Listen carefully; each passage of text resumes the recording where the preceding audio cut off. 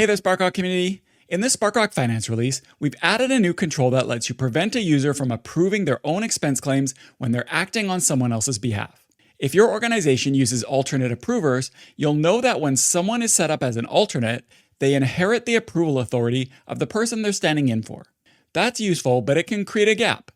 If, say, an executive assistant is set up as an alternate for a manager who's allowed to self-approve their own expense claims, the assistant inherits that same self-approval right. That means the assistant could end up approving their own claims, which many finance policies don't allow. Until now, the only way to close that gap was to turn off self-approval entirely, which also removes it from the people who are supposed to have it. This release solves that with a targeted new setting. Navigate to My Sparkrock User Setups, then select Alternate and Has Alternates, which will show the My Sparkrock User Alternates page for this user. You'll now see a new column, Prevent Self-Approval of Expense Claims. When you enable this option on an alternate's record, the approval process will skip that person as an approver whenever they're the one who submitted the claim, and route it on to the next eligible approver instead. They can still approve everyone else's claims exactly as before, they just can't approve their own. Now there's a few things worth noting.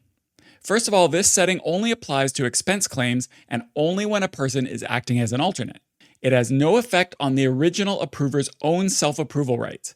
Those stay exactly as they are. And it's turned off by default, both existing and new, so nothing changes until you choose to enable it. With this update, finance teams can set up delegation and self-approval rules together in one place without having to compromise on either. So be sure to review their full release notes for everything included in this release, and thanks so much for watching.